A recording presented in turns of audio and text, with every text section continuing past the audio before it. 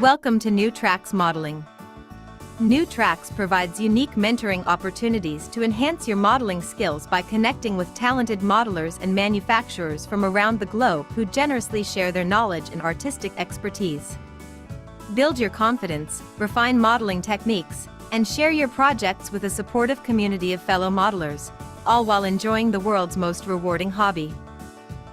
Join us every Wednesday at 7 p.m. Eastern on Zoom and YouTube for our free live program. Missed a program? No problem. Individual show segments are uploaded to YouTube for convenient on-demand viewing. Be sure to connect with the New Tracks community by joining the New Tracks Facebook page, where you can interact with other modelers and see what they are modeling. Visit our website at www.newtracksmodeling.com, where you'll find information about upcoming events and the latest issue of our magazine, New Tracks Modeler. New Tracks Modeler features articles from builds on the show, exciting new products, and other great articles. And now, here is the host of New Tracks Modeling, Tom Farrell. Good evening, I'm Tom Farrell. Welcome to New Tracks Modeling, streaming live on Zoom and YouTube. We're on every Wednesday at 7 p.m. Eastern, and we're pleased you're here. Whether you're a longtime modeler, new to the hobby, or just here for the show, we welcome you. This broadcast, along with our other 5 platforms, which include the program you're watching now, New Tracks Live, our New Tracks website, our Facebook page, and the New Tracks Mentoring Scholarship Program, and our relatively new New Tracks Modeler digital magazine, is part of a broader vision created by Jim Kello, Master Model Railroader and New Track Mentor. All platforms are offered free of charge and are supported by a dedicated team of volunteers who are passionate about model railroading. Before we begin our first-class train tonight, we want to sincerely thank Brennan's Model Railroading for sponsoring this evening's program. Tonight's New Tracks Modeling Meetup is sponsored by Brennan's Model Railroading. For over 25 years, Brennan's Model Railroading has been offering unique products focused on the O-scale market. Their flagship product, Brennan's Better Ballast, was an instant hit and continues to be the industry leader. The prototypical size and natural color blend of real crushed granite make it the choice for discerning modelers. Since then, Brennan's has developed a complementary line of natural ground cover materials. Brennan's also has craftsman kits that anyone can build. The complete photographically illustrated instructions assume you've never done this before, and explain in step-by-step detail how to create an outstanding model. The Frank Ellison Tribute series of kits are amazing additions to any layout.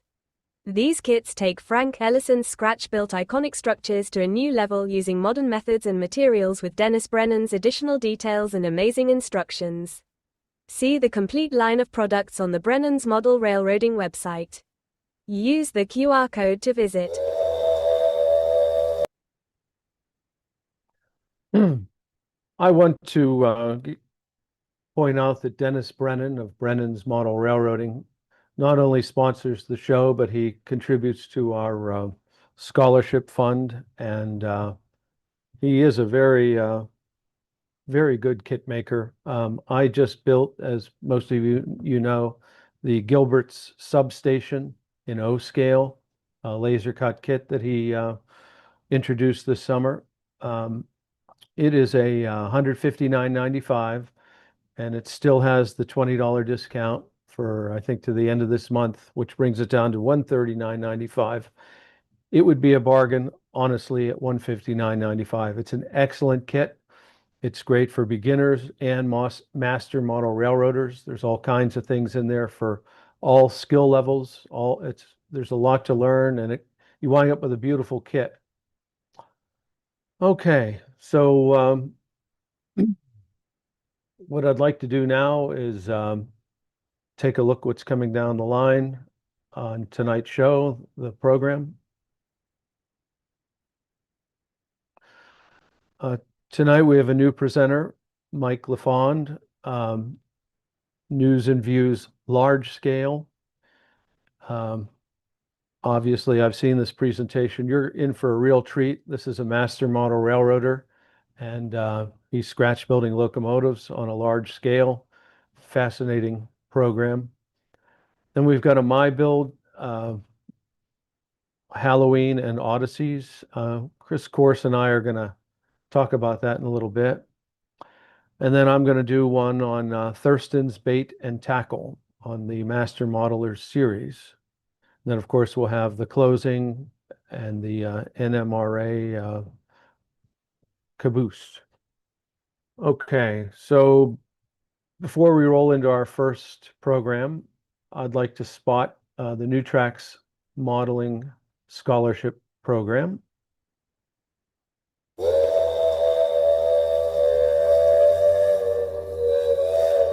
The New Tracks Modeling Mentoring Scholarship is the only national scholarship for model railroaders from a volunteer nonprofit organization. For academic year 2025-26, we are awarding 4 $2,000 scholarships for model railroaders pursuing a STEAM degree.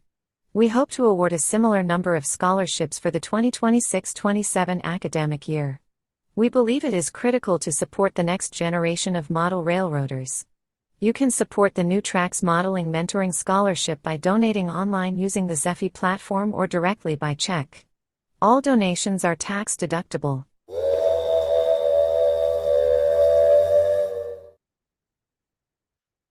Bill, well, if you could pop up the latest and greatest on the New Tracks with the new treasurer. Meanwhile, while he's looking for that, I'm not going to. Okay, Bob Davidson is the treasurer now, and if you'd like to make a donation, there's all the information you need between the Zephy QR code, the website, and then sending a check directly to Bob Davidson. But I'm not going to ask for money this evening. What I'm going to ask is one of the things that we have issues with, believe it or not, is finding qualified students to consider for the scholarship. So what I'd like to ask our Zoom crowd tonight and our YouTube channel people is if you could take a snapshot of this with your iPhone, and if you go to a club, if you're a member of a club or you go to a train show, some of you are going to a train show this weekend, if you see a student, maybe what we'll do over the next couple of days is we'll create a little PDF flyer that you can download from either the website or the Facebook page. But if you see a student at your show or at your club, have them consider applying for this scholarship. They need only be a model railroader and be either a senior in high school or be a current student at a accredited school, and have them apply. We'd much rather have the problem of having too many people to figure out who the scholarship goes to rather than scrambling for people to give our money out. So that should be relatively easy for you guys. Phil and I will come up with some sort of scheme to get a PDF downloaded off the web page or the Facebook page. If you're going to your club or you're going to an event, run off a few copies, pass them out for us. We'd appreciate that. Okay. Next, I'd like to begin the show, and we've got a new presenter this evening, Mike. Welcome to the show, Mike. He's first-time presenter, and he's got a really exciting program for us this evening. Tell us a little about yourself. Where do you live right now? Where's your hometown, or where are you right now? I'm in Ridgetown, Ontario, so about an hour from Detroit. Okay. And how'd you get into model railroading? Oh, well, as you see in the presentation, I've been into it probably since I could walk. And what scale did you start off with? Well, I would again, it's in the presentation there, but yeah, I started We'll off get in into it. HO with British stuff that my I don't know how I ended up with British stuff, trying stuff that I probably had for, I don't know, 4 or 5 years until I kind of set a direction. And then I've been on that direction ever since. And you're basically an F-scale modeler right now? At this point, yeah, I was going down the HO road, and again, as it shows in the presentation there, and somebody else was talking about cats ruling their lives. Well, the situation for me was that we had a couple of cats, and there was nowhere I could put a layout that didn't involve them being able to access it. And so I gave up on it and boxed everything up and started working on F scale that I could run outside so that they weren't getting to it.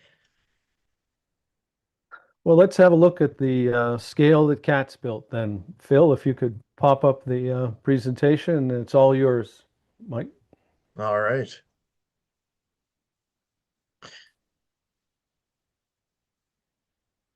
So that's a picture that was taken of me um, for my retirement from teaching. I'm a retired machine shop teacher.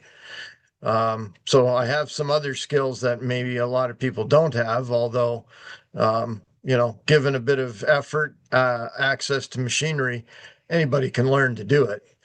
It just takes time. So retired machine shop teacher. Yep, started with trying. And the train direction that I took came from Steam Cars to the Comstock by Lucius Beebe and Charles Clegg. And we used to spend summers in Vermont. I had an aunt and an uncle that had a place there. And we'd go up there, and there was this one place that was an old house, and it was just completely chock full of books. And of course, they had a good railroad section. And I came home with this book probably at the age of, I'm going to say 7 or 8, something to that effect. And whatever it was about the photographs or about the Old West or whatever it was, that's been my direction ever since. Has been 18th century railroading. Next slide. But I didn't get to it on my own. My dad was also a railroader, and in fact, I understand that I think it was shortly after I was born, they took a trip down to Edaville, and seemingly that set his direction for modeling. And what you're looking at here is a picture of the caboose there and the front flat car and the front box car were built by my dad um, when he started into the hobby. And then, of course, his life took a different direction and the hobby came to a halt. And he basically kept those 3 cars in a shed for, oh my goodness, must have been 25 years until he finally decided that he wasn't going to resurrect it and it was time for them to go. He wanted them to go to Maine, but nobody there seemed to be interested in them. And a fellow from Australia contacted us and said, "Hey, I'll take them." And we're like, "Really? Are you sure?" And he's like, "Yeah." So he paid for the shipping and over they went. So those are now riding behind his number 24, which is it's a 5-inch gauge, not 4 3/4 like it is in North America. And so, yeah, every so often I get feedback from them. Next slide. So that shows the Genoa. That would have been my first, what I'll call scale locomotive, because the trying stuff got traded in. Some of you from the Niagara area might recognize Niagara Central Hobbies. I lived at that time in St. Catharines where Niagara Central Hobbies was. So I could go down there anytime I wanted and drool over the cases of brass locomotives, which I couldn't afford. But I have that Genoa. And so that, like I said, scales change, but not the era. So what you're looking at in the bottom picture there is a Bachmann big hauler that I did some serious customization to changing the wheels around so that it reflected more of an older style locomotive, different stack, different domes. And at that time, I really didn't know much about old time paint schemes. I was just kind of guessing it. So that was this kind of the starting point of going in it. And the rubber scaling, well, like I said, I had this F scale locomotive, but I wasn't seriously into it.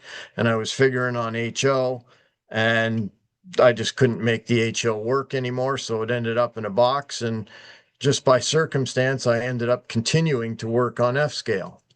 But before I got to F scale, I continued with building HO, which is the first locomotive you'll see here.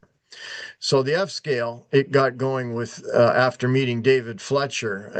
If any of you are into large scale stuff, you'll know David Fletcher's name, and for that matter, narrow gauge in general and Baldwin in particular. He's one of the go-to guys, and he lives in Australia again, strangely enough, but he's been over here many times and written books about Baldwin locomotives that were shipped to Australia. And he really helped me get going on the FN3 route.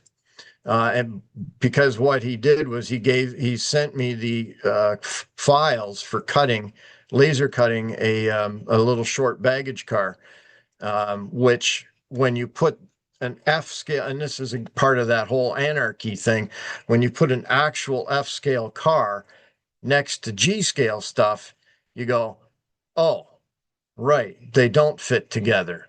And that's how I ended up going further down the F scale road, because I had this nice little baggage car, but it was huge in comparison to the Bachmann G scale stuff that I was pulling behind it. So it was kind of like, oh, well, that's not going to work. I need to move on. For some reason, I started a blog in 2018, which the address is there if you want to go and look at it. I've written articles for Garden Railways. So I'm not a master modeler, but I'm working towards that. I have the author and the car builder. But I will, I'll be working towards it. I have a turntable over my shoulder here that I'm working on. Next slide. So back to the HO, before I went really crazy into the F scale, I had that little Genoa, and, I'd been messing around with the idea of what could I do for an HO layout. And again, I still like the old stuff. And I eventually ran across a fellow by the name of John Ott. He's huge into this 1870s stuff and does beautiful work. And he's got a part of his website that's called The Curse of the Black River-Ossy, where he takes old River-Ossy locomotives and then reconverts them into much nicer looking engines than they ever came from River-Ossy as. And so I got my inspiration from him. And so the whole thing there, it says HO versus OO and why it isn't a problem.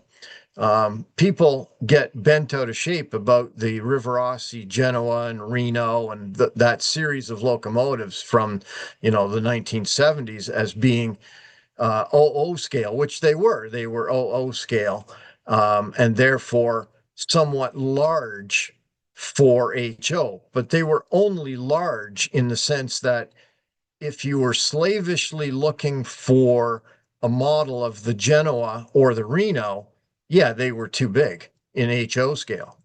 Absolutely. But because locomotives came in all kinds of different sizes, when you measure out the River-Ossy locomotive in HO scale, it gives you 63-inch drivers, which are a fair-sized driver. And being from, having spent my summers in Vermont, I liked the Central Vermont and the St. Johnsbury Lamoille Valley Railroad. And I had the series of books by Jones on the Central Vermont, and I found this engine in it, and it has 63-inch drivers. And I thought, well, That's kind of neat. Maybe I can do something with that. So I decided to remotor it because, of course, at one time they were all built with motors in the tender, and I don't like the drive shaft going between the tender and the cab. So I decided to remotor it. And at that time, so this would be, I don't know, 2012, 2013. I don't know, it was sooner than that. It'd be 2015, I guess. There was a fellow down in Texas who sold small gearhead motors. He's since passed, but I got a couple of small gearhead motors from him. And they're small enough that with a bit of reworking of the frame and the weight inside the engine, you can put the gearhead motor right inside the locomotive. So the picture shows me using a Dremel to hog out some of the plastic to get the motor to sit down inside the frame. Next slide. So this picture here shows the motor mounted in place. So again, it was just a matter of making sure that the angle was correct and that the gear meshed properly, and then I epoxied it into place. The second picture is showing all the replacement parts that I made, well, not all of them, but the majority of them anyway, parts for the boiler. Because the boiler was in fact 00 scale, that meant the headlight, the stack, the domes, all of that stuff was oversized for HO. So the Jones book has a drawing in it of a Central Vermont locomotive. And I basically scaled my parts off of that and created new domes, the matching bell, the stack. Back in the background there, you can see the cab. It's had the windows filed out, and sitting on the table beside the cab is the replacement windows, because the Central Vermont had kind of very specific windows in their cabs. Replaced the headlight. And let's see what else. Oh my goodness. Oh, there's the list. Tender trucks, the driver medallion, all kinds of stuff on the external of the engine. I did all that in Fusion 360. Now, as a machine shop teacher, Fusion 360 is not something that came natural to me. I'm, hands-on machining. So I had to learn all of that to teach my students. And again, I learned it basically by downloading the software and then finding tutorials on YouTube until I got competent enough with it in order to be able to make this stuff. And it's free to hobbyists. There's numerous software. It doesn't have to be Fusion. There's Onshape is also free. There's one oh my goodness. It's another AutoCAD product. I can't remember what it is off the top of my head, but it's more aimed at kids. But I've seen some fantastic work done with it. But yeah, there's lots of online videos. So you just got to take the time to sit down with it and the videos, and you too can make this kind of stuff. Next slide. And that's the completed locomotive. So on the left there, you see the fireman's side of the engine. You can see the cab windows. Like I said, they're rather specific to Central Vermont. I don't know why they had that particular style, but that was their thing. And the medallion hanging between the drivers was kind of an interesting one. It has the monogram for the railroad. So it says CV in the middle of the loop. And then around the outside of the loop, it says, I think it says Central Vermont, St. Albans, 1885, I think it said. And then it had that little American shield there, which I made by creating it on, I think it was, I'm not sure what drawing software I used for that, printed it out on a piece of paper and glued it on there because there was no other way. And the striping work on the tender, again, I did that in, I can't remember what the drawing software was, but it was more of a graphic design software than it was a CAD type drawing. And it's printed out on a piece of paper. And this was John Ott's suggestion, was that I made a wrapper that went all the way around the tender out of paper, and it's got the striping built into it. I also designed this locomotive to be a dead rail engine. Now, the engine, or the electric motor being in the boiler, made for a lot of room in the tender, however, not enough. So I had to create a follower car, and what you see there in the bottom right hand corner, it was a stock car, and it's got the Stanton S-cab system mounted inside of it, and I would use a magnetic reed switch to turn it on and turn it off, and it's got a Tsunami 40 Economy. I can't remember exactly which model of decoder it was, along with Stanton's RC receiver system and a battery, and connected that through the up to the locomotive. And yeah, I love dead rail. I mean, I had experience with dead rail previous to HO because of the F scale stuff, which was also dead rail.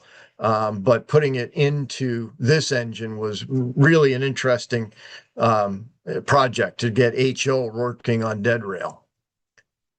Next slide. Okay, so that finishes my HO career. I ended up selling that locomotive, well, when I moved to this house, because at that point I had decided I wasn't going to continue with HO, and I was going to get deep into F-scale large size, and I sold it. So I no longer own that one. But this is how far back this model goes.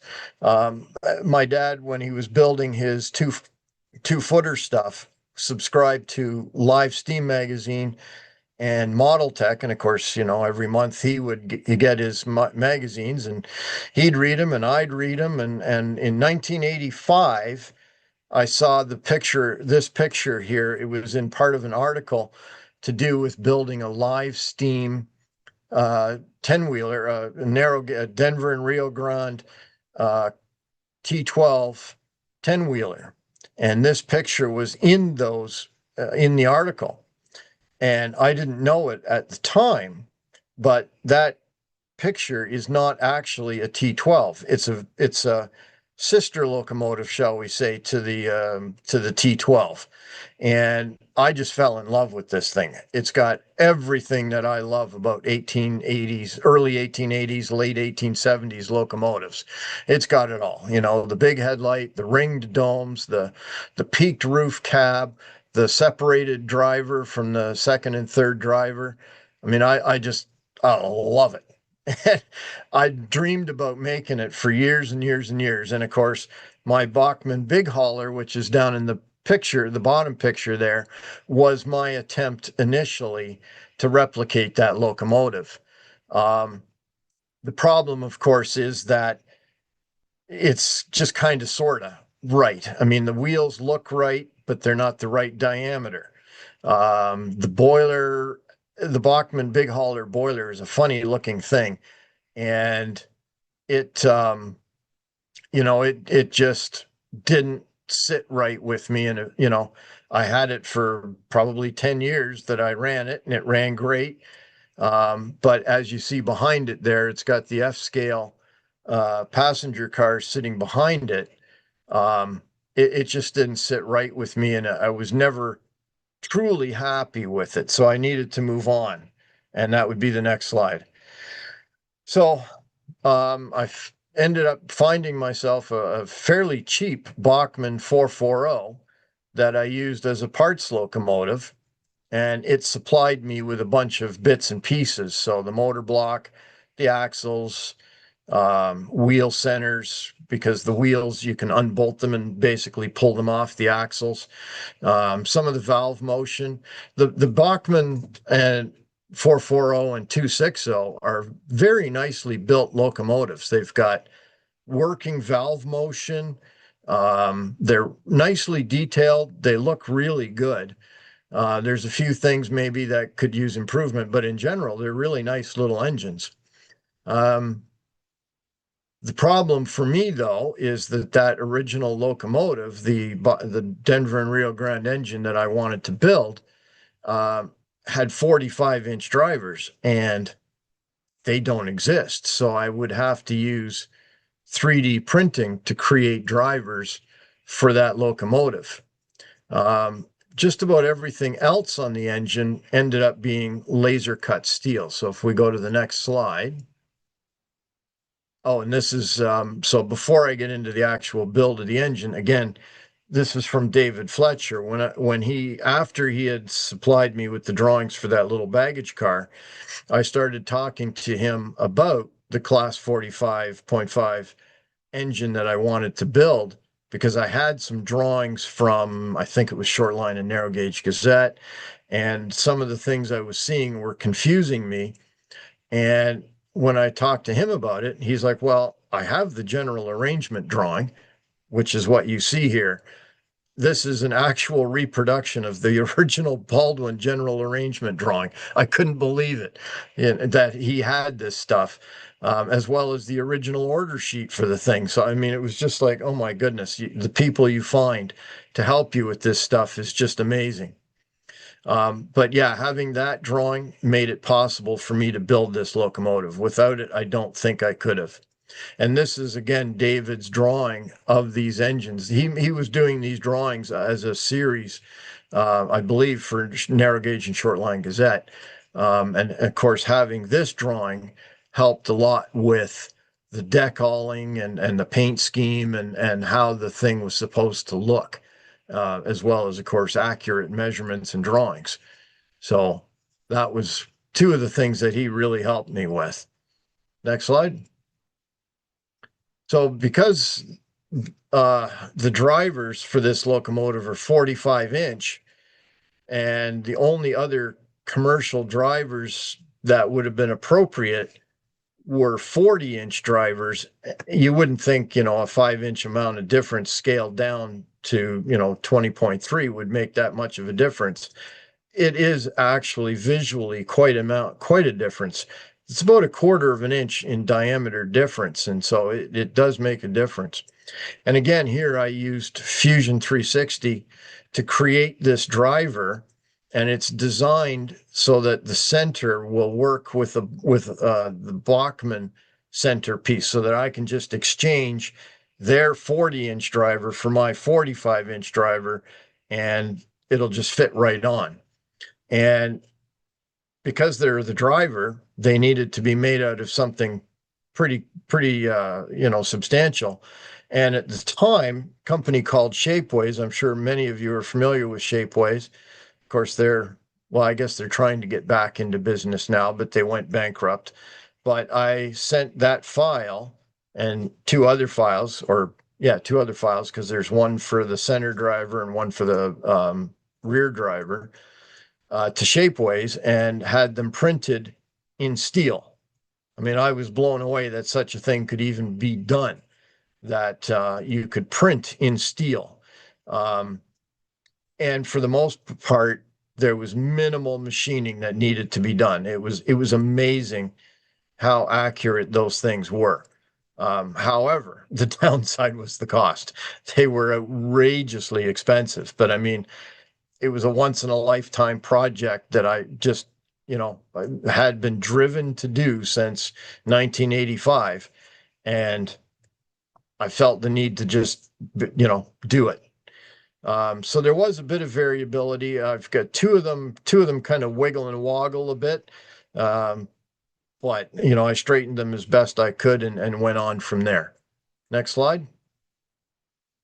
So to design the frame, again, I followed a method that David Fletcher had made using his Mason Bogey clinics that he presented on mylargescale.com, where it was all laser cut steel done in layers, and then the layers all clicked together to create the formed shape. So using that general arrangement drawing that he gave me, plus the method that he showed in those master classes on my large scale, I managed to create a drawing of what I needed for the frame. And what you're seeing at the top here is the layers of the frame on the left, and on the right, we're looking at the saddle and the slide for the front pilot truck down at the bottom. And then down on the bottom left there is having it basically all assembled on top of itself. And of course, the bottom picture is the actual frame all welded together, ready to continue to move, to put parts together. And I did all that in an AutoCAD derivative type thing. So something called DraftSite. Unfortunately, DraftSite is not free, but I mean, I use it enough that I can justify the cost of doing it. And created those individual shapes in DraftSite, sent them to a place that does laser cutting for steel, got all the parts home, and then started assembling it. Next slide. So the top picture there is the assembled drive line and the bottom end of the locomotive. Somebody was talking about stopping to take pictures when you're in process. Yeah, well, those are the pictures that I got of the cow catcher, of the pilot. One when I was just starting, and then one when it's finished and painted. And it was like, oh, I didn't stop and start taking pictures halfway through the process, because you got into it, and it was like each little piece, because the whole thing's made out of wood, and you just get going, right? And then I forgot to take pictures. So the cab is a steel, laser cut steel. It was all part of the same kit with the bottom end, and it's laser cut steel with a plastic overlay. And the bottom picture is showing me through a magnifying glass, filing 45-degree angles on all of the corners on the plastic to create little chamfers all the way around all the openings. Next slide. And this is putting it together. So the cab here, I'm putting the decals onto it. And the decals were quite a job. First of all, again, I designed them using DraftSite, and then had them printed on water slide decal paper. But I couldn't put them on as one piece. Like, for instance, the 3-sided rectangle that goes around each window, I ended up having to cut it into 3 pieces so that I could maneuver one piece at a time into place, and then slide the next one up to it, butt it up, line it up, and then do the next one. There was no way that I could do them all connected without the decal just twisting into a pretzel that I couldn't use. The bottom picture there is the cab roof that I eventually created using CAD, or Fusion 360. I had a laser cut one made just out of a plate steel, but when I bent it, it didn't bend nice and sharp. It was kind of rounded, so it didn't fit right, and I didn't like the look of it. So I ended up designing the roof using Fusion, and then printing it out on a home style 3D printer. Yep. Okay. Next slide. So the top end was created partially from the Bachmann locomotive. You can see on the left there is it's about half of the boiler from the Bachmann locomotive, and on the right is 1.5-inch ABS drain pipe that I glued all together, stuck it in a lathe, turned it down, and then stuck the 2 pieces together to create the length of the boiler that I needed. You can also see at this point that I've added in the cylinders, which were turned steel, so they've got a fair bit of weight to them, and made the saddle. You can see the saddle up there underneath the firebox. And the bottom picture is showing that I used the domes off the American, but its diameter was different, so I ended up having to reprofile them to fit better. Next slide.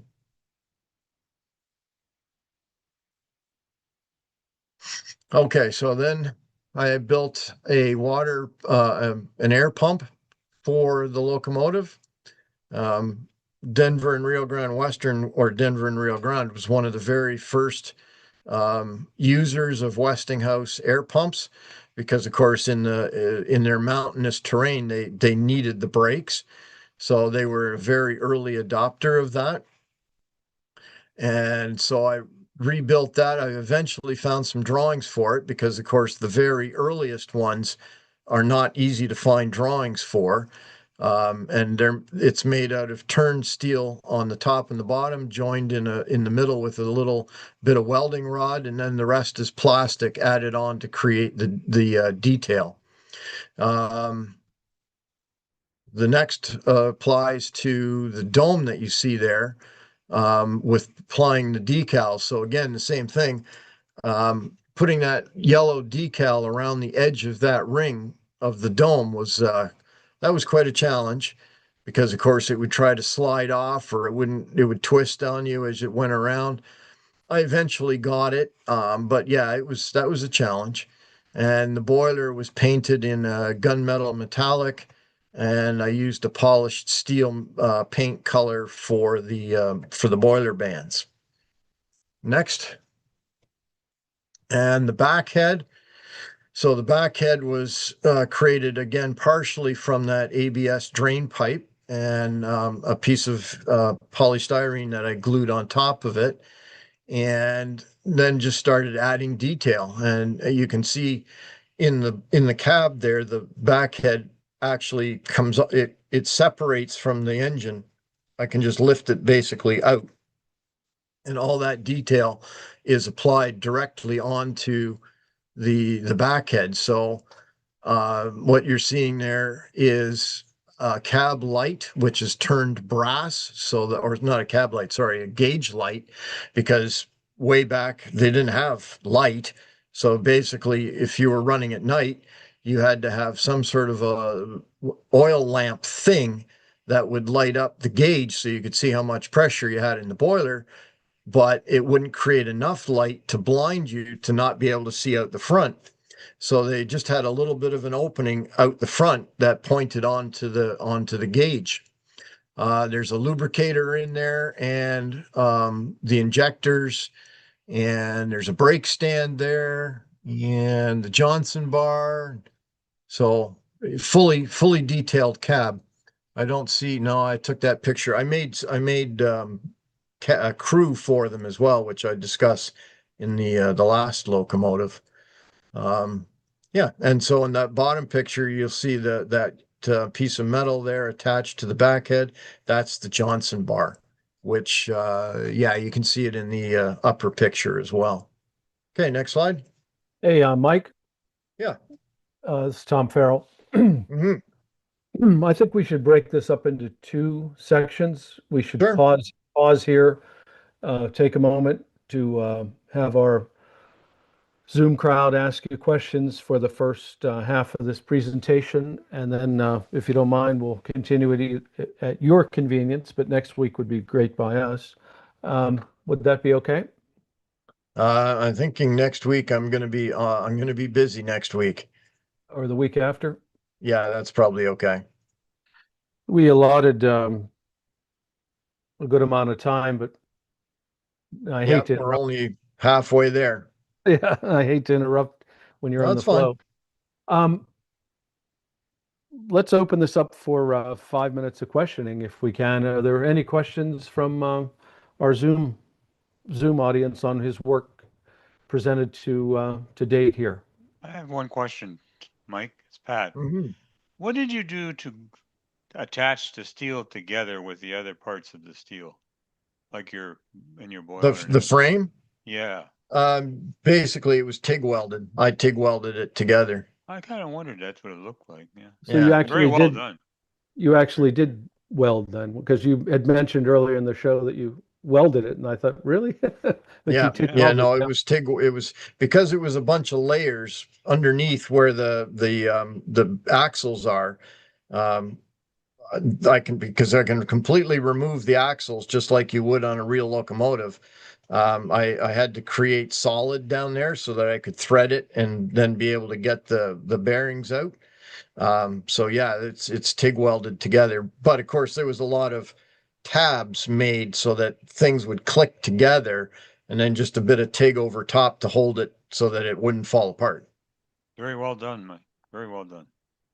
Thank you. Any other questions for Yeah, Mike? Greg, I have a question. You're using all the disciplines with machining and 3D printing and laser cutting, but at one point you were talking about laser cutting the metal. Yep. Is that using the same type of laser cutter that we're familiar with as laser cutting wood for kits? It Or is, is it but I something had to go to, specialized? well, it's specialized only in the sense that the machines are significantly larger and more powerful. So I had to go to a commercial laser cutter. Now all I did was, pull up the Google and say, laser cutters in my area, Aha. and there they were. And I contacted them and I said, I got a really small job. Can you do it for me? Sure, bring it over. Ah, Okay. that sounds good. Do you do any type of laser cutting at home, wood or anything like that? No, I don't have my own laser cutter. I I have see one another in your coach. future. Yeah, I have another coach, laser cut coach, waiting to go. I got all the drawings done. It's all ready to roll, but yeah, I don't have a laser cutter. Beautiful work. Thank you. Any other questions for Mike? This is Bill. With all that metal you've got in this thing, this engine's got to be pretty hefty, don't you think? Oh, it's a bit of a beast. Yeah. Of course, the F scale in general is kind of hefty, but yeah, this one's and I even cast my own lead weight, which I forgot to add to this. I cast my own lead weight for it so that it's got some good heft to it. Yeah, he could have made it in live steam and probably got away with it too. Mm-hmm. Yeah. Any other questions for Mike? I've got one. You said when you did the wheels with Shapeway, you had them shot in metal. I assume that's a powdered metal technology, and then they had to sinter those wheels. Is that correct? Probably. Yeah, I'm sure that's how Probably. they did it. Yeah. I was curious. I mean, I know that's how they do it. They lay down powdered metallurgy and then they throw it in a furnace and sinter it. Mm. And you said there was some wiggle and wog. I mean, if they're 3D printed, what was it, them or you? Why wouldn't they be dead on? Just curious. Well, I think, it's 3D printed, you throw it in an oven, it's gonna warp and twist a little bit. So, Did you have to They're- chew it up with a lathe or anything? yep, yeah, a couple of them I had to true the tread up a little bit. And then some of them also the center hub needed a bit of filing to straighten them out so that they didn't wobble so much. But in general, yeah, they were pretty good. And what was the time frame on from beginning to end on this project? Just curious how long this is very like I'd Greg. say it was 2 years, Okay. 2-year project. Yeah. I mean, like Greg Cassidy pointed out, you're hitting all the disciplines here that we can think of for scratch building, 3D printing, something new to people, which is sintering, the 3D powdered metal. I don't know where I would get that done if I needed to do it again now that, Shapeways went bankrupt, and I have no idea where you'd go. You'd probably go on an adventure, but you could find it. It's not cheap though. There's so many. No, it is definitely not. The set of 6, I think, was darn near $1,000. I was going to say, I know that industry, so Yeah. that's interesting. Well, like I say, that's a fascinating project you've got there, and we look forward to the second half. Sorry to cut you off, but That's no problem. I know I'm going to get. Oh, just a real quick one. I have noticed Shapeways, whatever. They seem to be back in business in some kind of new format. So Mhm. I don't know if they offer the same services they I did don't- before. but Yeah.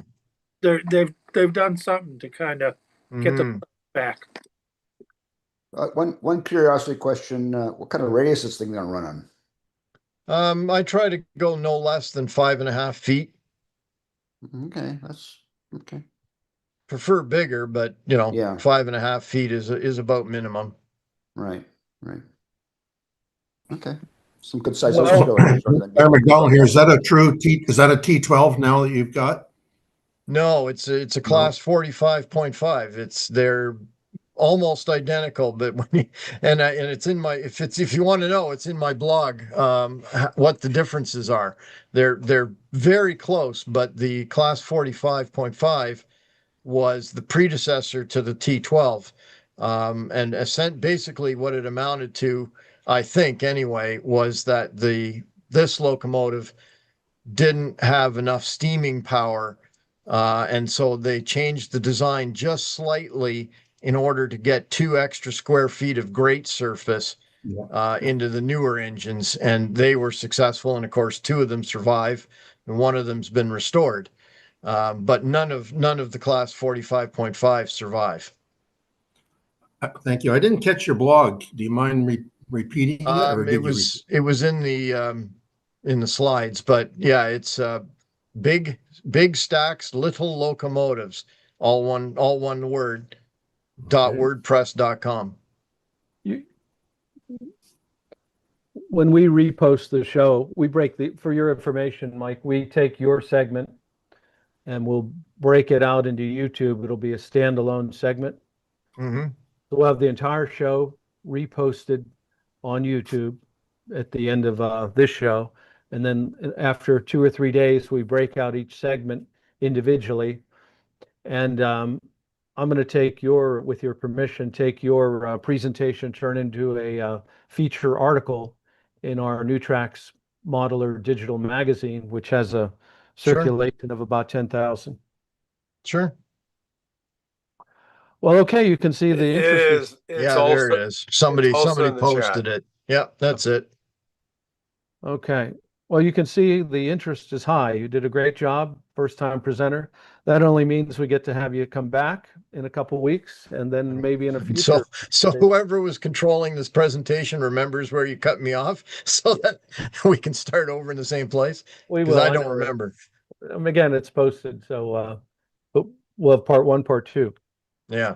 Well, thank you for joining us this evening. And next we have the ever popular My Build with Coarse. And before we run the My Build, we have his sponsor, O-Scale Resource. If we could, Phil.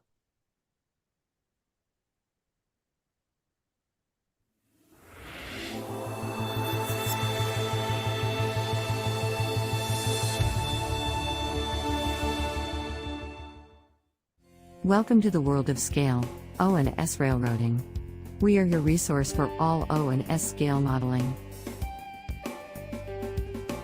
Both our magazines are advertiser supported and free to read online, download as a PDF, or even print. All advertisers are hot linked to their website, so if you see something you like, just click.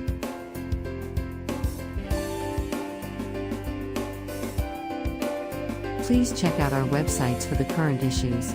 All back issues available free for the O-Scale Resource and the S-Scale Resource magazines. And, if you are a manufacturer, distributor, or retail establishment, please contact us through our website for advertising opportunities. We want to thank O-Scale Resource as a sponsor of the show. And now, of course, Mr. Coarse. Chris, before we start, let's talk about the participation and where we are and what we need to do with this program. I'll turn it over to you. Yeah, thanks, Tom. Participation wise, let's just say I was very disappointed in this. This month could have been really fun, could have had a lot of entries. I know in years past we've done that and seen some really cool, really weird stuff that is absolutely perfect for Halloween and the Odysseys theme. But and that's just not just this month. The last several months I've had to go scrambling to see if we could find some people to participate. We really need people to step up and begin to participate. Even if it's even if you just send pictures and a brief description, that's fine. We can deal with that. I can talk to your slides. That's fine. But we need to pick this up. Otherwise, with participation waning, I'm not sure that that it makes sense to continue with the my builds. So it's up to you guys. I know the next I think November and I think December also are free for alls. So whatever you've got, whatever you're working on, please send them to me. Railrunner130@hotmail.com, and we'll gladly throw those into the presentation. So that being said, let's get moving with the presentation for tonight. All right. Tonight we have the October 22nd is the challenge of Halloween and oddities. This was actually something I found on the internet. I tried to recruit this guy to come on, but I never got an email back from him. But I thought this was pretty cool. He does have a YouTube channel. If you look up the, I think it's Magic Wood Craft. It looks like there's a space in there. He will show you the build of this, and it looked really neat. I figured this would be absolutely perfect to share, but I guess he chose not to participate. So, all right, first up, we'll have Greg and his spooky town. Okay, Chris, I'm ready. All right, let's see. Hopefully we can make this work. Oh, look at that. It started right off the bat. Okay. I usually try to have a railroad in my Halloween display. This one looks like it's not working. Chris, you might need to restart. It is. I just need to needed to get your sound on there. Chris, you have to re-share it. Stop sharing. Hang on, just a second. Okay.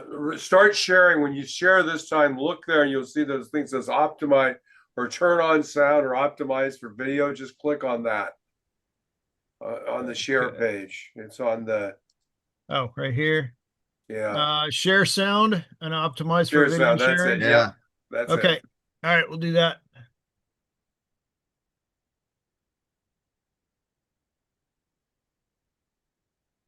All right, so we'll go down, and here we go.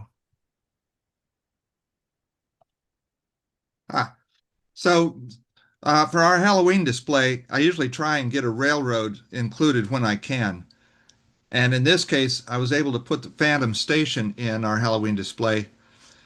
And it was kind of an old Western station, which is good because it leads into this ghost town that we have this year. And this isn't your normal abandoned, dilapidated ghost town. This one is very active and full of all kinds of spirits like skeletons and zombies and ghosts. So they first arrive in town on the Ghost Rider Express stagecoach, and they work their way past the shooting range and on down to the saloon, which has a hotel above it. And you'll get to notice there's a lot of action on some of these buildings. And then as we move back, we're going to find ourselves in the middle of a Mexican standoff.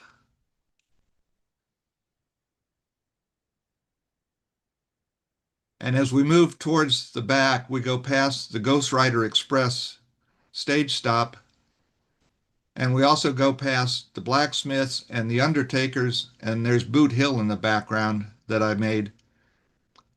And next to that is the Dead as Doornail Morgue, and that's adjacent to the Dry Gulch Jail, which is overlooked by the Deadwood Water Tower and the Dead Man's Mine. Well, one of my favorite pieces is this Phantom Station. And this is only one of the 3 sections that we have on this year's Halloween display. But I'm always glad when I can get some railroading in it. So that's it. Greg, what's the source of the buildings? There's two companies that make most of the buildings, either Lemax or Department 56, and they're the companies that make these Christmas villages, but they also both have an extensive line of Halloween villages, and they've been around for 20 some years, and I've been collecting for 20 some years. Are they 148 or what? The scale is not an issue in villaging because you can go anything from 1/24th down to almost 1/60th. They don't try to, it's not scale modeling. They don't try to adhere to a scale. That was very interesting. Yeah, there's some very cool stuff in there. Like, let's actually, if we want to continue this conversation, I'll just let it replay. But yeah, we'll give it a second look because there's a Yeah, lot. well, this year's display, and it takes up our whole living room. It's basically like setting up a layout every year. We have the ghost town is about 1/4 of this display. I have a whole section of haunted houses with about 19 of them. And then we have our graveyard, which is there every year, and that's about half of the display. So if you imagine a display that's about 4 times this size, that's what we have. And the trick-or-treaters come in every Halloween and they get to look at it. So it's always fun. They've been coming in for the last 10 years now to look at whatever Halloween display we have up.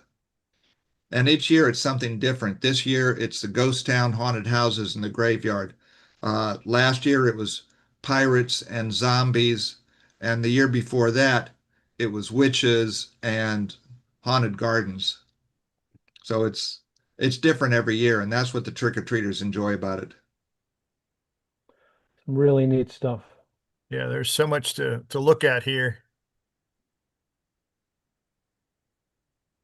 And as you can imagine, most of these are making some kind of noise as well. And I usually have to turn most of them down and just have a couple of them because it can get so loud. What are they made out of, the buildings? Are they castings? The older ones are ceramic. Some of the later ones they're making out of resin. I mean, for what they are, their detail's really high. Oh, it's incredible detail. Like the Boot Hill back there, that's one I made out of foam and used stripwood for the fencing, the sign, and the grave markers. Really And there's nice. a small industry involved in keeping these things running because they break very often. And I've got 4 or 5 of them that I've repaired by getting a variety of gears or belts off of Amazon and tearing them open and getting it working again. Deadly Express. Cool. Excellent. Are there any questions for Greg? Any more questions? All right. Well, thanks for sharing, Greg. Thank you, Chris. And we'll move on to Phil. Ready, Phil? If I get unmuted, I'll be fine. Excellent. Well, so before we start, this is oddities. So this doesn't look like an oddity, but it in fact is an oddity. I ended up modeling the Central Coast of California, but this was the first module I built, and it was a Sierra City was kind of the name of it. It was designed to be a city in the Sierras, all in Nevada County narrow gauge, but farther up in the mountains. So I just put some pictures. This is it's a 6 by 2 foot module. Basically it's foam and dirt texturing. It doesn't have a lot of the landscaping on it at this point. Go ahead and jump to the next picture. That's so you get a couple of ideas of how it looks. The structures on this are all Banta kits. So except for the water tank is not, and the bridges are all scratch built, but the models were actually Banta kits. So I built this when I got back into modeling in about 2015, and I became part of a modular group, and I needed to build a module. So this was the module I built. The trees are that a McHenry lumber brothers, which are the wire wrapped trees that then have it's actually grape stalks for the trunks down at the bottom. The cool thing about those is when you've got them on a module like this and you bang them, it doesn't do any damage to them. They don't look as realistic as some of the others, but they're not nearly as fragile. Go ahead and jump to the next slide. So kind of a picture of those scratch-built, scratch-designed bridge over the little river there. Some bears down in beneath, and basically the pond at the top drains down through the river, and that was poured with our unfortunately lost magic water, which was one of the best tools we had to pour water in rivers. Go ahead and jump to the next slide. That's just a little bit closer view, kind of down through the other two bridges that go through the center and the little water tower. Go ahead and jump to the next slide. And this is a view from the other end. We'll get a Banta kit. I think I've got some better views of these from the interior. We'll see. Go ahead and jump to the next slide. So all the buildings have interiors. They're all lighted. So this is the station at night lit up inside. So kind of looking across from the edge of the module, and you can see it says Sierra City, and it's got a timetable and stuff. I think the next slide actually shows it during the same view during the day. So, you have when it's lit up. So go ahead, next slide. This is kind of looking across it at a distance and trying to achieve that. Unfortunately, the backdrop here is not very good. And I think that may be the last one. Let's see if we have one more. Yep. Yeah, just click through. I won't be making any comments. They're kind of the same. The freight shed, that was the rubber cement trick for getting some of the peeling paint look out of it and kind of making it have that little bit different look to it. And go ahead and jump to the next one. And so this is the other end. There's a blacksmith shop, and then there's a supply shop. And the interior in that, basically the shelving was all just built out of strip wood with built a little jig to put them together in. And then all the boxes are just cut out of wood and stained different colors. And when you look in from outside, that combined with putting some strip wood on the walls to represent studs makes it look pretty reasonable and realistic from outside. And go ahead and jump to the next slide. I think I'm done. That goes to Tom. All right. Any questions for Phil on that? Nice All right, job, Phil. Yeah, Thanks, looks man. good. Yeah, it's been the thing about that module is now it's had 10 plus years of being set up 6 or 7 or 8 times a year. And it actually has held up really well, works very well, and continues to operate. I was going to say, Well done, Phil. the stuff I take to train shows, every now and then it just needs an overhaul. Yeah, this thing, it was built, it's all fast tracks, and it's built, I don't have any pictures of it, but the framing in this was built with, double wall framing with 1 inch in between, kind of like airplane construction. So it's fairly lightweight, but it's incredibly strong. So anyway, but I liked it. Do you have a track diagram by any chance? I do. When I talk about moving my modules into my game room, I'm going to do a set of presentations on that, and just still building out, getting things built in. But I'm getting to the point where I think I'll be ready to do a kind of intermediate presentation. I actually have a track diagram. It's a 6 foot long with 2 Ys and a passing track, and then the tracks that you see in the back there. There's basically a track that runs off in the back, and then it kind of comes over to these tracks for the supply shop here. So yeah, I really like the Banta kits. This was, I have to say, for someone who'd done modeling before but hadn't been back into the hobby for a number of years, buying the Banta kits were great. They weren't unreasonably expensive, but they let you play and actually make them look pretty reasonable. Cool. So thanks much, guys. Yeah, I don't know that I have any Banta kits here, but yeah, it's definitely something to look at. All right, well, thanks, Phil. And now we'll go on to Tom. Well, thank you for having me on this one. This is a graveyard that I modeled on the current rustic buff and old Gothic. Few of you have actually seen the layout. Phil, Rich, Bill. This is just across my covered bridge. The covered bridge is to the right. And not a lot of people model graveyards, but I thought I'd put one in there. And seeing that we're doing Halloween and something a little ghoulish, here we are. So next slide.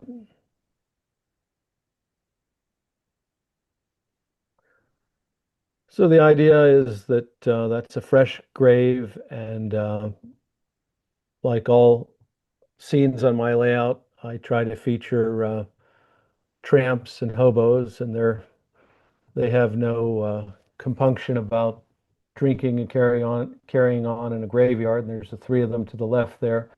The four graves in the immediate front are simply carved out of foam and just represent carved headstones. The ones in the background and the one to the left I got online. They're 3D printed. I'm not sure where I got them, but they were on Amazon, as I recall. Next slide. So those are Artista O-scale figures, and of course the finest figures are from Mr. Fangers from Australia. But these aren't bad. They almost hold up to this magnification. Okay. Next slide. So the idea is that this truck is carried the coffin, and guy lowered it into the grave. There is a theory. Okay. Next slide.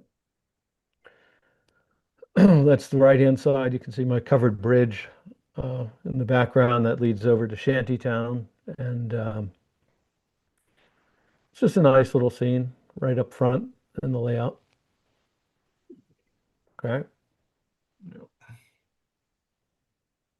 There you go.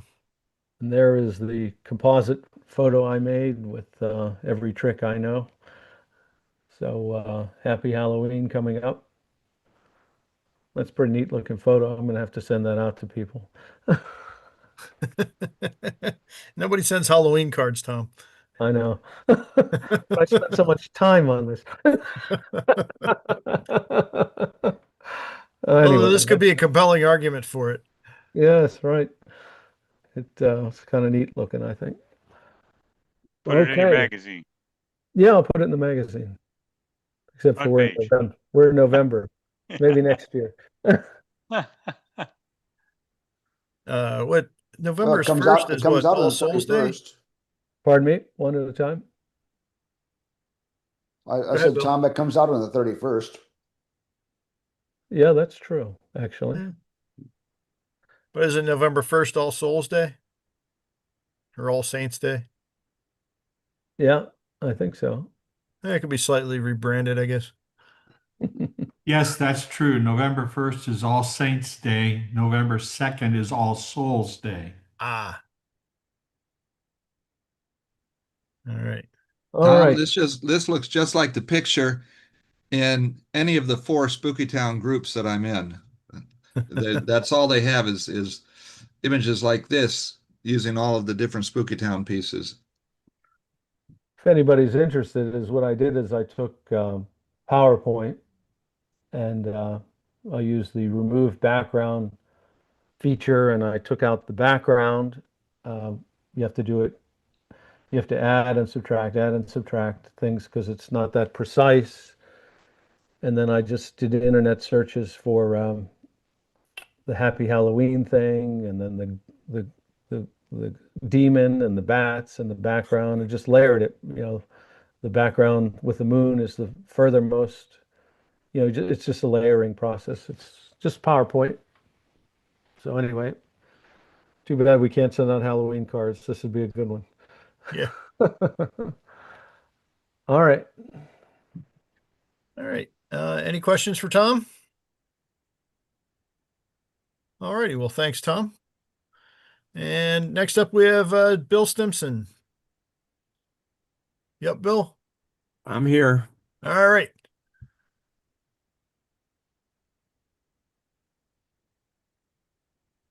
So, by way of this is what I've been building since I've gotten back from Scotland in middle of September.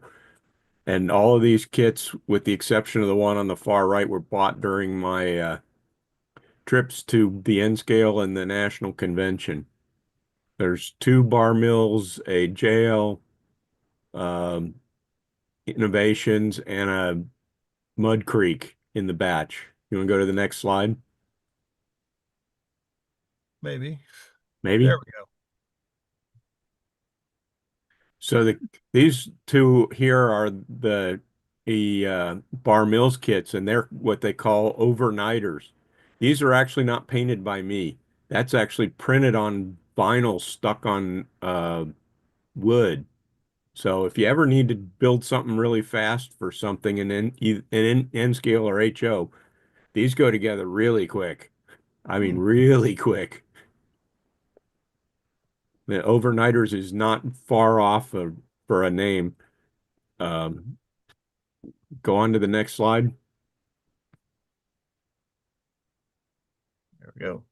There we go. Oh, here we have some oddities. This one is an Interaction Hobbies. This is Professor Fate's submersible that I've stuck on a HON3 flat car. And it turned out what I think turned out really nice. It's probably a 2 dozen plastic parts, and they go together, and they go together well. Some of them are a little fiddly, but even in HO. You know, do the next slide, please. Yep. And there's a 3D printed pumpkin monster that my son printed for me that I painted up. He 3D prints some of this stuff that I find online for me on his printer. So there's my Halloween piece of this. Next slide, please. And then, of course, if any of you remember the movie The Great Race, Professor Fate had his rocket sled in the early portion of it. This is also an Interaction. It's an older model from them, but it is and it's on an 8-piece of HO track that I found in my pile of stuff. So also a half a dozen to a dozen parts that you put together and paint up. And he calls him Professor Fake on his site because I don't think he can use Professor Fate. I bet that whichever studio produced that movie has copyrighted that. So and I think that's it. Just some fun stuff for your October My Build. Yep. Yeah, that's perfect. Just nice oddities. And all right. Thanks, Bill. Any questions for Bill or comments? Excellent. Yeah, very nice. All right. Well, thank you, Bill. Yep. And let's see, what do we have here? Okay, November 26th, anything goes. Submission deadline for that. Please get your photos to me by November 23rd. That way I can put them in and get a good slideshow together ahead of time. And then I stand corrected. December 17th, we do have a challenge, which is layouts. So whatever you have to fit into that category. Even if it's a modular, whatever you've got, or a diorama even, or even whatever you can do to even loosely fit into those categories would be greatly appreciated. The submission deadline for that is December 14th. And then we've got a couple months of anything goes, followed by rolling stock, more anything goes, and then scratch builds for next June. So anyway, please send us those photos. We really need to beef up what we're doing with this program, and the more people that participate, the better it is. So thank you to everyone that did participate, and for those that haven't, please send them some stuff. Thanks for watching, and again, thanks to those that have participated. So I will turn it back over to you, Tom. Thank you, Chris. And to reiterate, we very much request your participation in the My Build, whether you're on the Zoom channel or on the YouTube channel. I won't harp on this, but we don't want it to be the Phil, Tom, Bill Stimson show. I mean, or Greg Cassidy. You know, we as much as we like modeling, and we're all great modelers, right? But we need a little diversity. So, okay, so next I'm up. Speaking of needing more diverse presentations, I'd like to run the New Tracks Modeler Magazine video.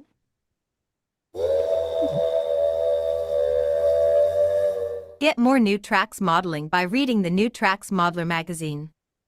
Each edition of New Tracks Modeler includes exciting articles about modeling shown on the show, other modeling topics, and prototypical railroading information. Other articles focus on outstanding model railroaders and new products from a range of suppliers. Don't miss the photos of the popular New Tracks My Build. You can download New Tracks Modeler for free from the New Tracks Modeling website. Subscribe so you don't miss an issue.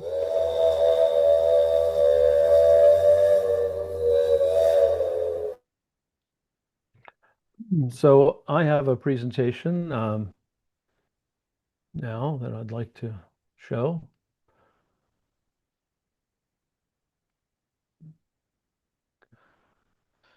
Okay, this is a scratch build that I did. Thurston's Bait and Tackle. It's in O scale. It's in my shanty town. I have featured part of this a couple years ago, but this is the complete build here. This is the Thurston's Bait and Tackle.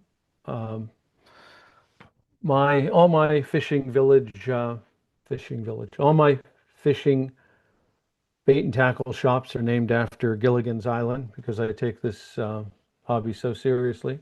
So in the background, you have Gilligan's 3-hour tour bait shop. This one's Thurston's Bait and Tackle, and the other characters are featured to the left and right of this.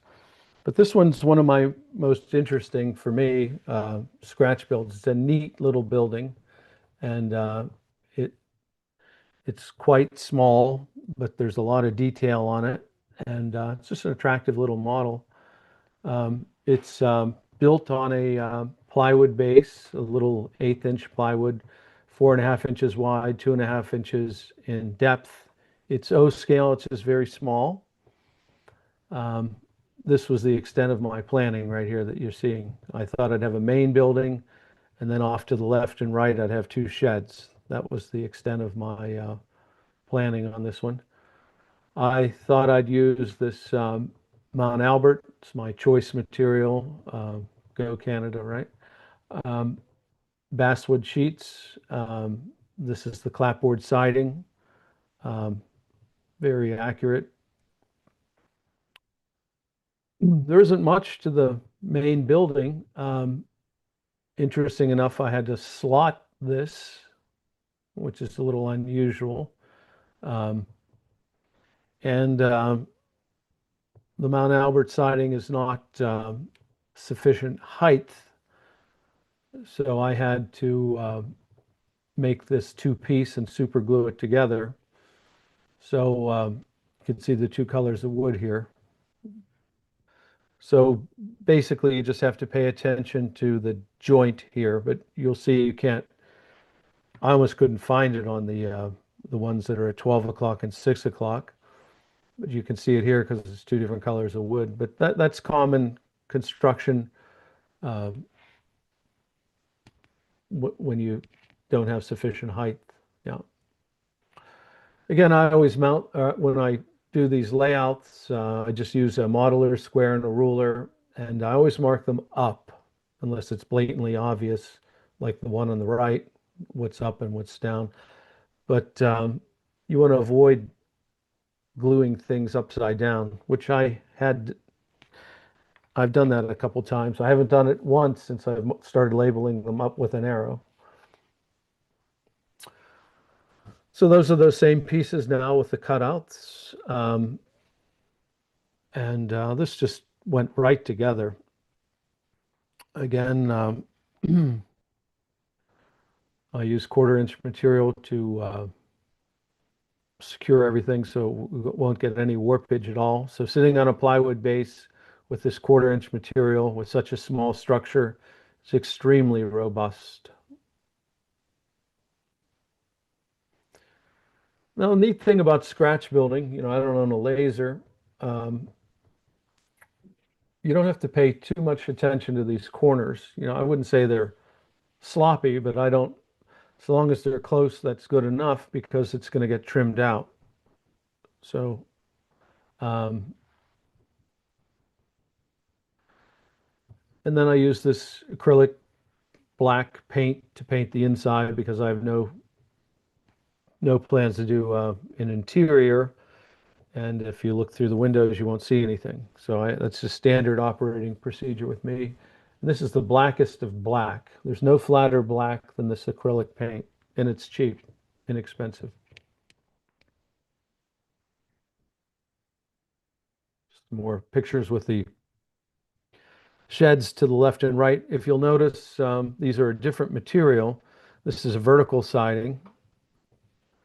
This is horizontal. I do that to add a little variety, a little different look to the building.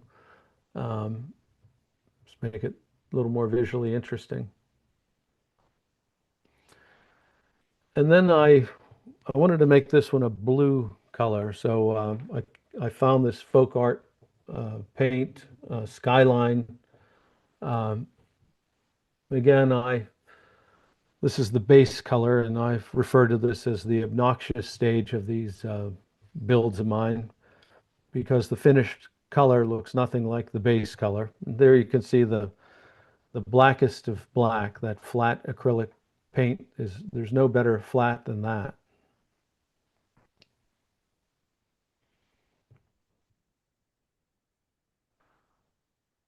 I try to match the siding up so that they're even with one another here.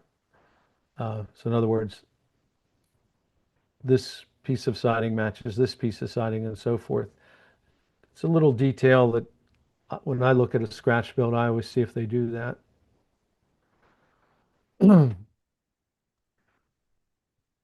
This covers two things here. I used a 1/16 inch plywood sheathing for the roofs.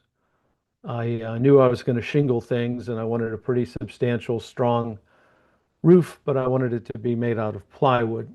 I use super glue in my construction, and you can see that this is 1x4 scale material painted. So I sort of skipped some photos. Speaking of taking photos between steps, Mr. Cassidy, I should have did that. But basically, I painted everything. I painted that blue white right over it. Then I went with a wire brush, a fine steel wire brush, because I wasn't getting the effect with my brass wire brush. I went with a steel wire brush, and I scratched the crap out of it to get most of that white off. But it toned down that obnoxious blue. And you can also see I used a Ponce wheel here to simulate nail holes. So there's a lot of things going on here. This trim was pre-painted white and then stained with a alcohol wash, a black wash. Then I put it on. And I put that trim on after I scratched it with the wire brush. For the roof, I wanted to use these shake shingles, which are nothing more than a heavy, like a cardstock, a matte cardboard type material. I have packages and packages of these, and I never use them because I didn't think they would be. They just don't look they don't look anything like this photograph. They come out of the package looking like this, and to me that just didn't look very realistic. But I thought, I'll give it a try and see if I can work it. So I used these craft paints, white and gray. Oop, sorry. And I put them on a pad to paint them. I rubber cemented them down so they would move around. And then I, with a sponge, a natural sponge, I put down, first I painted them gray with a brush, got a uniform coat of gray on there. Then with a sponge, natural sponge, I sponged the white on there, and it came out really nice. There's a close-up of the siding. See the scratches in the wood and the ponce wheel.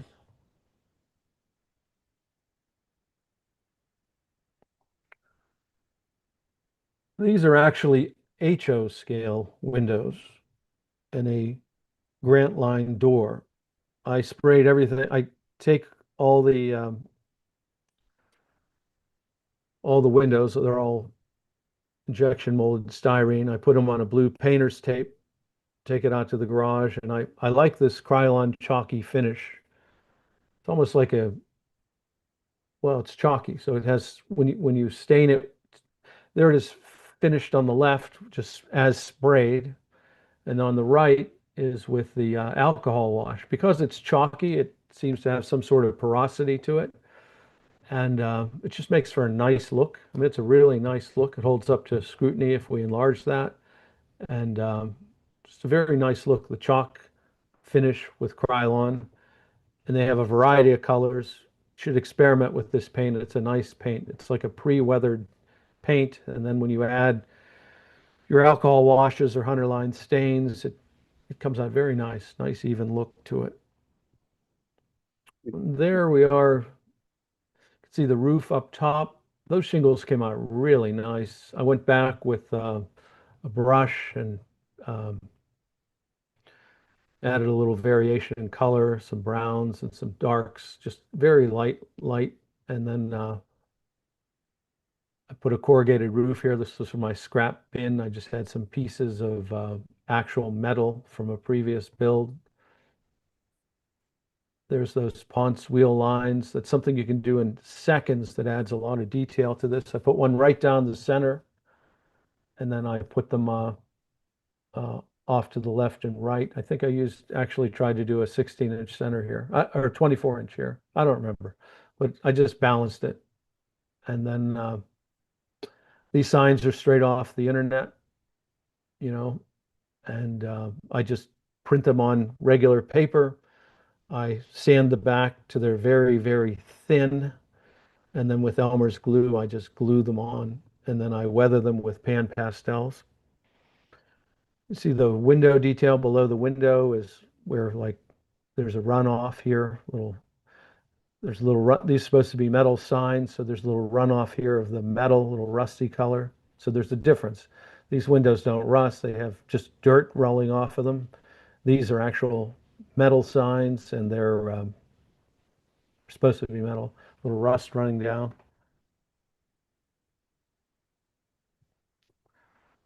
I just think it's a really attractive little building, and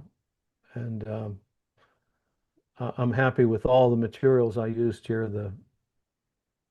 I'm shocked at how nice those shingles came out. They're so inexpensive, but they look great.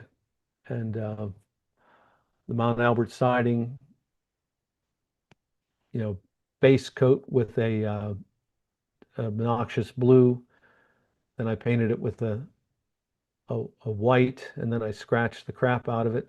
And when you scratch it and then you put the alcohol wash on it, the alcohol wash goes into the scratches and gives you this weathered look. So it's an effortless way to get a weathering technique, and I've never missed with it. It looks this way every single time.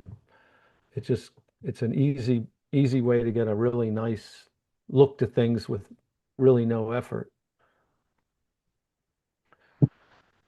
I decided to put a couple shutters here. I scratch build these. These are just a little piece of plywood with 1x2s. And then I just painted them, and I had this one flopping in the wind. This is more of that actual metal siding. All HO scale windows on my O scale building. Again, the Ponce wheels there. Another nice look at those shingles. This is a nice little detail you can do, just add variation to your model. Instead of having a window there, I thought I'd show it boarded up. Again, this is a nice little detail you can do with virtually no effort. Just take a little piece of 1/16 inch plywood, some 1x2s. Way you go. It's just something seldom modeled, but makes for a nice look. That's it. Next up, I had to put the platform on. So I don't really have a build of this, but this is all stick build. And I tried to make no board longer than 8 feet. So if you see there's a board here, a board here, a board here, a board here. So you don't, if you're building this, don't put one long runner here. A piece of wood that would be, 4, 8, 16, 24 feet long would be unrealistic. Just break it up. And these are dowel rods that are simply scored. Oh, Jesus thing. Sorry. Yeah, these are simply dowel rods that I scored. Everything stained with a 100-line stain, multiple stains, so you have variation in the colors.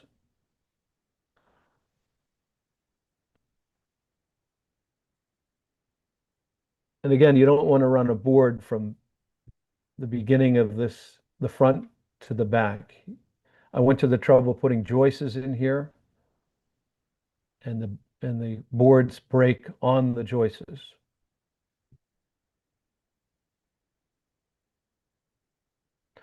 Now I wanted to super detail this thing because it's going to be right up front of the layout. So I wanted to put a variety of super detailed parts on there. So these are a combination of resin, plaster, cast metal. So there's a couple garbage cans. This is a cast metal brick smoke chimney. It's a workbench. This is from Art Deco. These are cast plaster.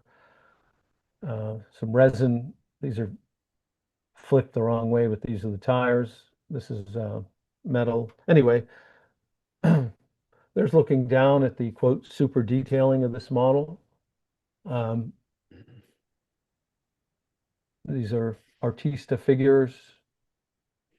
Shantytown in the background there.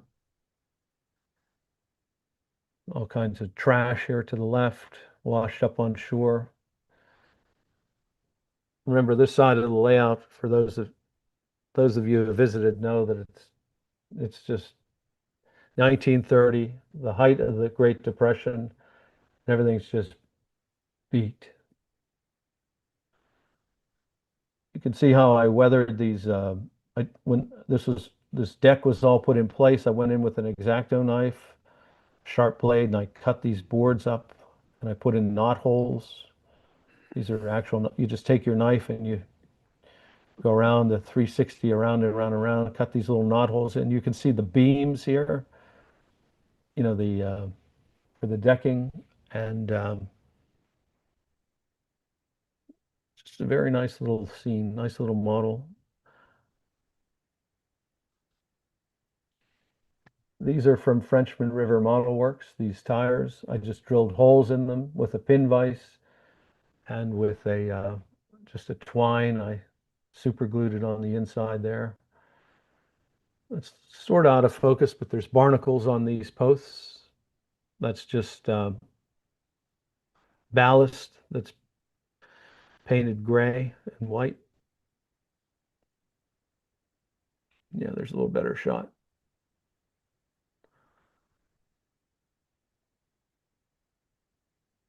a nice little scene. Anything that holds up to that magnification is good.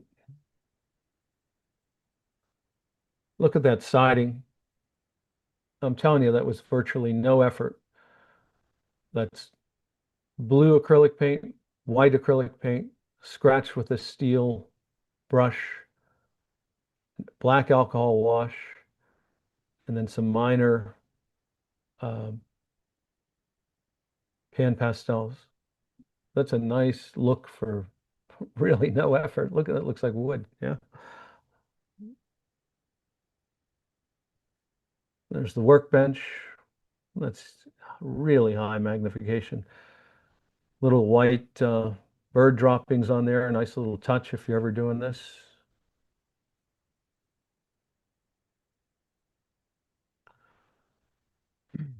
That's the overall scene. Remember, on Gilligan's 3-hour tour, he has free fishing tips. And Thurston, some fortunes go up, some go down. He wound up here, Thurston Howell III.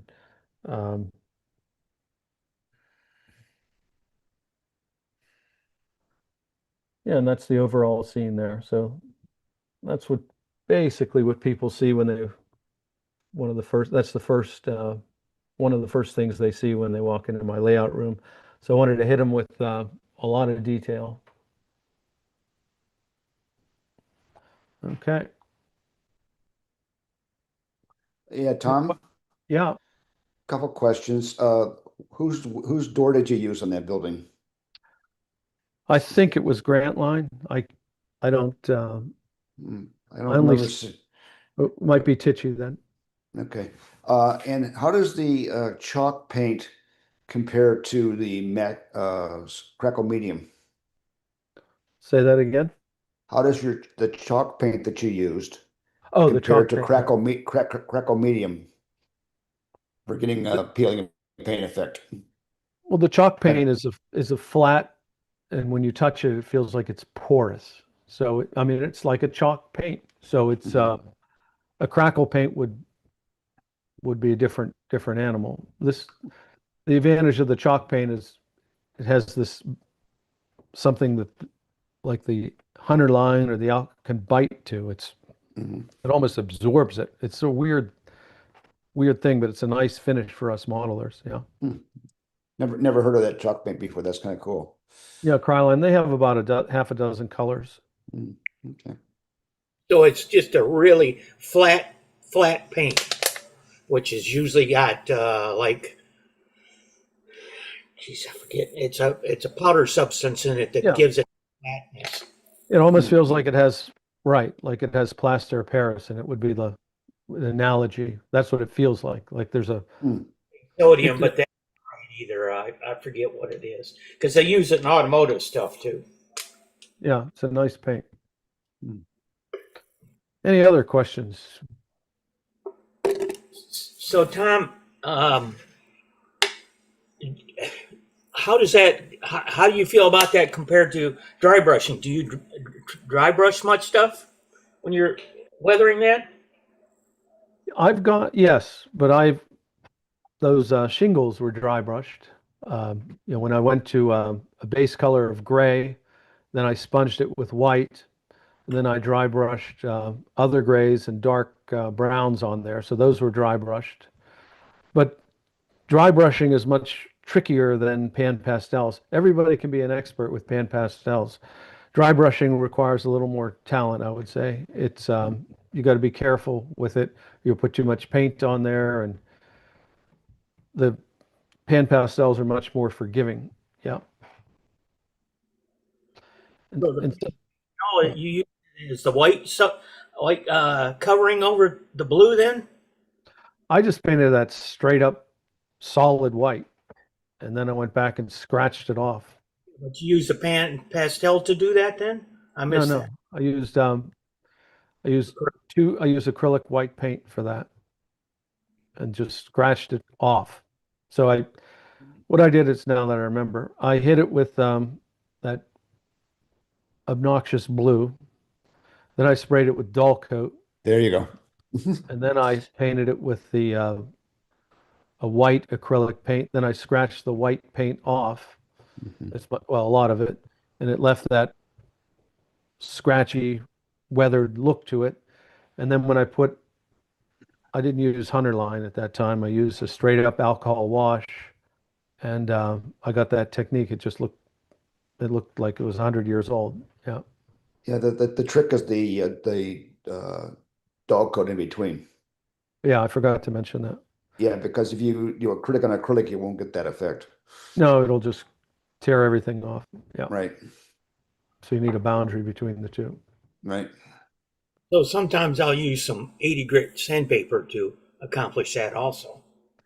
Yeah, you just got to watch you don't remove the siding Yeah. too much. Yeah.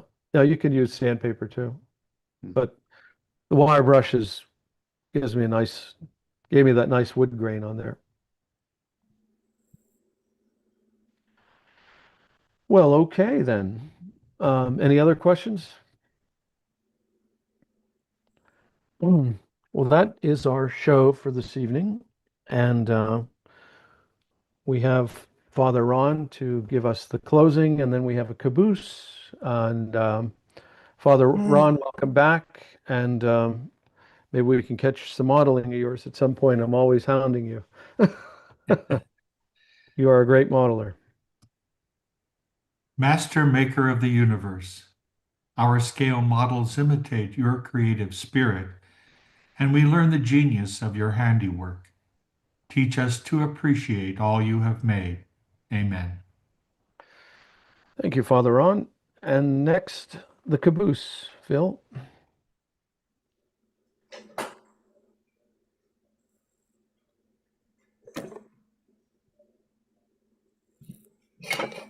I'll leave this here for a second. This was kind of a sentimental layout. This was a layout where the layout owner had passed away, but his wife let the layout be open for the convention.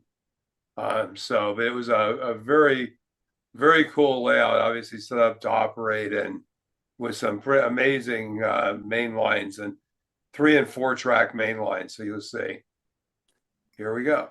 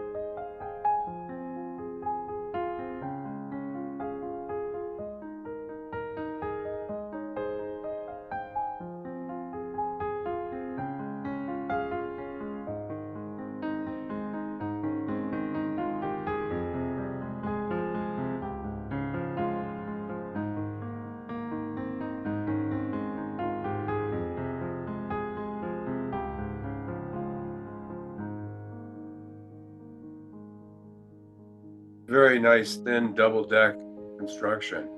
You notice up there.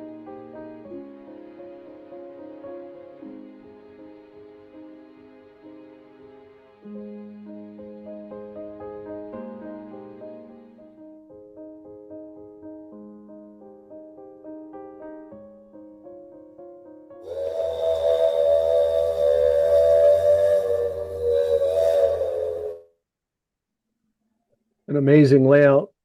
It's you know, when you stop and ponder just how much time those of us that have layouts put into them, and then sort of a legacy when you do pass and obviously somebody's maintaining that layout, and it's like the guy's living on.